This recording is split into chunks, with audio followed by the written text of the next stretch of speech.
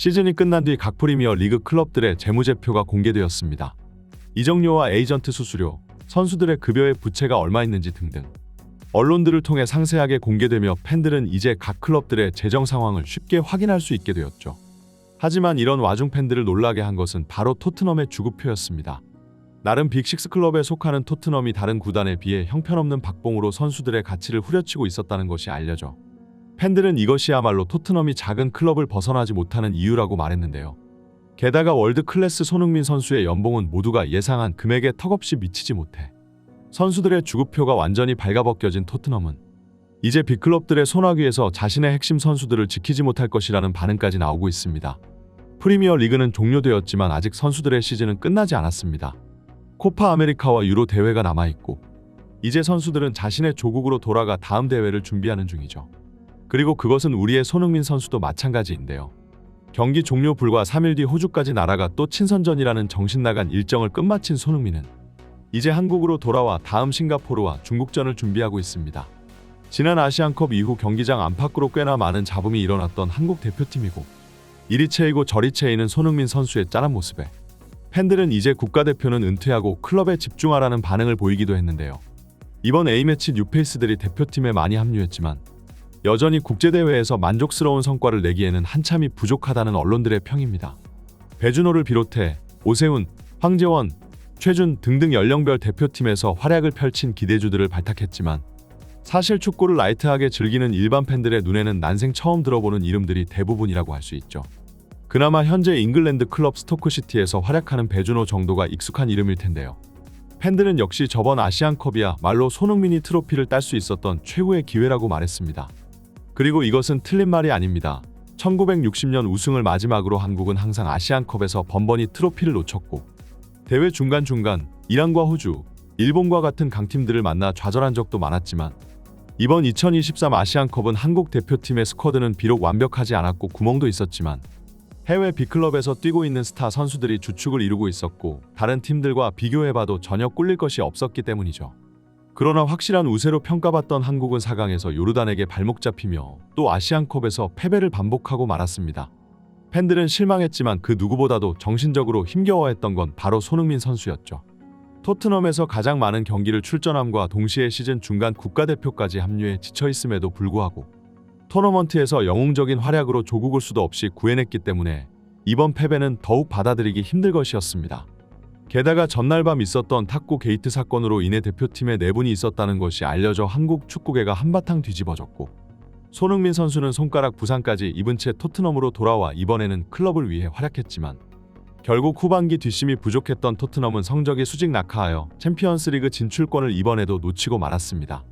현지 토트넘 기자는 맨시티전을 패배한 뒤 토트넘 팬들은 아스날의 우승을 가로막은 것에 대해 모두가 기뻐하고 있었고 토트넘 선수단은 라커룸에서 즐겁게 웃고 떠들고 있었지만 오직 손흥민만은 이 패배로 인한 결과에 감정을 주체하지 못하며 고개를 받고 땅만 바라보고 있었다고 전했는데요. 실제로 경기 후 인터뷰에서 손흥민 선수는 눈물을 억누르는 듯이 보였으며 감정을 추스르고 입을 떼기까지 상당히 많은 시간이 소요되었습니다. 런던을 연고지로 한 스포츠 언론인 풋볼런던은 이제 토트넘과 손흥민의 동행이 서서히 끝나가고 있다고 전했습니다. 그리고 손흥민 선수는 팬들과 제대로 된 작별 인사도 나누지 못한 채 이번 여름 급속도로 이적이 진행될 가능성이 높다고 말했는데요. 실제로 시즌이 끝난 뒤 영국 현지에서는 이적설이 쏟아지고 있습니다. 사실 이때야말로 영국 스포츠 언론들이 가장 활발하게 움직이는 시기이기도 하죠. 그러나 역시 이들 중에서도 실시간 트렌드 1위에 오른 것은 손흥민의 이적설이었습니다. 기본적으로 손흥민이 워낙 스타 플레이어고 대중들의 관심을 한몸에 받기 때문도 있겠으나 다른 대륙 선수들은 코파 아메리카와 유로까지 치른 뒤에야 본격적으로 에이전트를 통해 협상을 하는 반면 손흥민 선수는 이미 아시안컵이 끝났고 특별한 대회가 없기 때문에 6월 11일 열리는 중국전이 마지막이기 때문이죠. 결국 이적이 일어난다면 아마 프리미어 리그 선수들 중에서 손흥민 측 에이전트가 가장 먼저 움직일 가능성이 높습니다. 얼마 전 맨시티의 펩 과르디올라가 다음 시즌을 끝으로 팀을 떠난다는 소식이 들려와 시티 팬들과 영국 현지 언론이 한바탕 뒤집어지기도 했는데 최근 맨시티의 최측근 기자 루마틴에 의해 여전히 맨시티와 과르디올라의 재계약 협상은 끝나지 않았다고 밝혀졌는데요. 워낙 맨시티 전담 기자들이 몇 없고 기사를 얼마 안 쓰기도 하지만 이 루마틴은 전문 기자도 아니고 과르디올라와 가까운 지인 사이에 더 가깝기 때문에 루마틴을 통한 소식은 특히나 더 찾아보기가 어렵습니다. 하지만 그만큼 과르디올라에 관련된 그의 말 한마디는 아주 강력한데요. 시티 고위직은 과르디올라가 팀을 2년 더 이끌어주기를 원하고 그를 만족시켜주기 위해 막대한 이적료를 지원해줄 것이라 밝혔습니다. 사실 최근 맨시티가 엄청난 지출로 유명했던 과거에 그 명성에는 걸맞지 않게 돈을 아끼는 모습을 보여주고 있었는데 그것이 바로 전부 이번 이적 시장을 준비하기 위해서였죠. 현재 맨시티가 준비 중인 대형 영입이 두 가지가 있는데 이 중 하나가 바로 손흥민이란 건 이미 언론을 통해 알려졌습니다. 맨시티의 까다로운 조건을 충족시켜줄 만한 선수가 유럽에는 몇 없는 데다 그렇다고 향후 몇 년 뒤를 내다보는 유망주 선수를 데려와 키워내기에는 그 전에 과르디올라가 떠날 판이죠. 결국 10년 가까이 프리미어 리그에서 구른 베테랑 선수임과 동시에 월드 클래스의 기량을 가졌으면서 아직 빅클럽에 소속하지 않은 데다 이적 시장 매물로 나올 만한 선수는 오직 손흥민 뿐인 것이죠. 게다가 맨시티의 전담 기자에 의하면 손흥민 영입은 생각보다 더욱 돈을 아낄 수 있는 선택이 될 것이라 말했습니다. 맨시티는 손흥민의 이적료로 5천만 파운드를 준비하고 있고 30줄이 넘어간 데다 계약이 1년 남은 시점에서 토트넘 측도 이 제의를 기쁘게 받아들일 의사가 있습니다. 하지만 최근 공개된 토트넘의 주급표는 팬들을 당황시킴과 동시에 맨시티에게 의외의 이득을 안겨다준 셈이 되었는데요. 손흥민의 주급은 19만 파운드로 알려져 있습니다. 물론 이는 토트넘 내 1위이고 적은 금액은 아니죠. 하지만 조금만 생각해본다면 토트넘이 손흥민이라는 선수의 가치를 지금까지 엄청나게 후려치고 있음을 알 수 있는데요. 이제는 토트넘을 떠났지만 페리시치는 주급 18만 그리고 이번 시즌 영입된 제임스 매디슨은 주급이 17만 파운드입니다. 손흥민이 그동안 유럽에서 보여준 업적과 퍼포먼스를 생각하면 이 둘과 고작 해야 2만 차이밖에 나지 않는다는 것은 엄청난 박봉이라 할 수 있죠. 게다가 손흥민 아래로 평가받는 라임 스털링은 첼시에서 32만 파운드를 수령 중입니다. 이번 시즌 고작 리그 7골만을 기록하여 국가대표에서마저 탈락했고 잉글랜드에서 가장 과대평가된 선수라는 별명을 받고 있는 맨유의 래시포드도 30만 파운드를 수령 중이죠.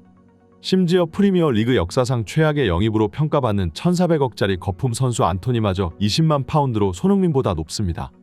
여기에 보통 상위 클럽들은 출장 수당과 무실점 보너스, 득점 보너스에 우승 보너스 등등 팀 성적에 따라 더 많은 돈을 수령할 수 있는데 이들에 비하면 손흥민은 월드 클래스임에도 불구하고 다른 클럽의 평범한 비급 선수들의 절반도 안 되는 주급을 받고 있는 셈인데요. 사실 구단 재정 관리에 있어 이적료 지출보다 주급 관리가 훨씬 더 중요하기 때문에 현재 상상 이상으로 낮은 손흥민의 주급은 맨시티 입장에서는 더욱 반가울 것이라는 게 영국 언론들의 반응입니다. 물론 맨시티에 가면 손흥민 선수의 연봉은 지금보다 훨씬 더 많이 오르게 될 텐데요. 케빈 데 브라이너와 엘링 홀란드가 40만 파운드 근처의 주급을 수령하고 있는데 손흥민 선수도 이적이 성사된다면 최소 30만 파운드가 넘어가는 금액을 받게 될 것입니다. 여기에 승리 수당과 우승 보너스를 합한다면 토트넘에서 받던 금액보다 2배에서 3배에 가까운 연봉을 수령하게 되는 것이죠. 9년간 토트넘에게 수천억이 넘는 재정적 이익을 안겨다준 손흥민을 토트넘이라는 구단이 지금까지 이렇게 노예마냥 부려먹고 있었다는 것은 정말로 충격적인 사실이었습니다. 하루빨리 손흥민이 탈트넘에 성공하여 자신의 진짜 가치를 알아줄 수 있는 클럽으로 이적했으면 좋겠네요. 이번 영상은 여기까지입니다. 구독과 좋아요는 사랑입니다. 감사합니다.